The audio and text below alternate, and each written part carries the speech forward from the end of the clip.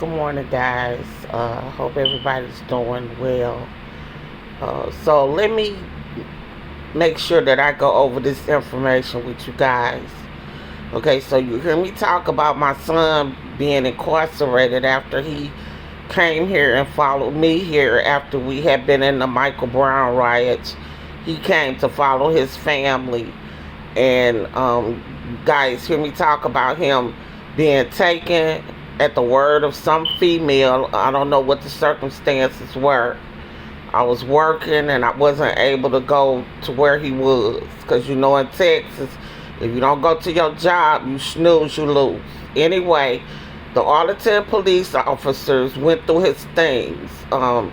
When I finally talked to him, he told me they were commenting on how they never seen such nice things, and that this Negro had some real nice things. So they went shopping through all of his things that he moved here from St. Louis. And when they let him sit in a jail for a whole year, no evidence, no trial, and then they just let him out on the streets, right? So as far as his record is concerned, those charges, did they clean him up or whatever? I have no idea, because my son has been so psychologically devastated since that.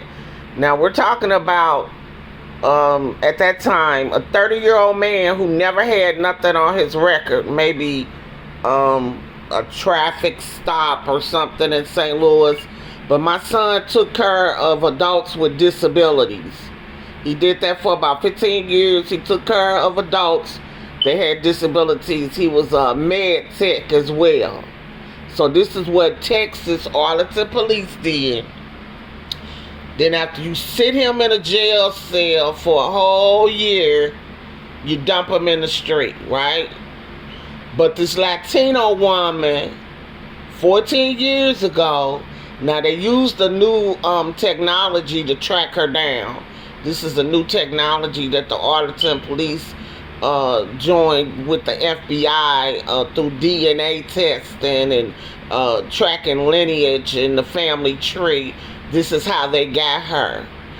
Now, their evidence is 99.9% because they're claiming that they have her blood. The blood was left in the apartment, and they also followed her when she went to a restaurant. They took her fork or whatever she was eating with and bagged that, and they matched the DNA. Now, this woman is being accused of capital murder. I want you guys to hear me clear.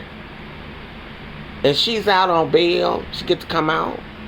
She spent 1 day in jail because they said she was too soft. She couldn't stay in jail. Now, if that's not what systematic racism is, I don't know what is. And I'm outraged about that. So you take my son, who's really never been in trouble, sit him in jail, you snatch him from his job, his family. He's in a foreign land he knows nothing about. And then the person that accuses him disappears in thin air, and that's all you do. So he needs reparations. He needs to retrieve what he lost. And not to talk about the psychological trauma it has not only left on him, but on his family, because he ended up being displaced. You all took a perfectly well-rounded black man and took him and psychologically just messed him up. I don't know if he'll ever be the same again. And then to add insult to injury, his father was a veteran. My husband, he got murdered in Birmingham to gun violence. So we already had enough trauma, and Arlington police officers added to that trauma.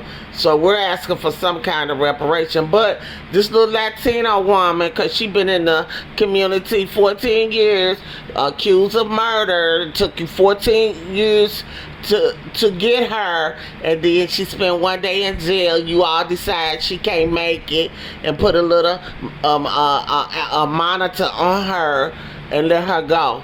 What's wrong with those two scenarios? Comments.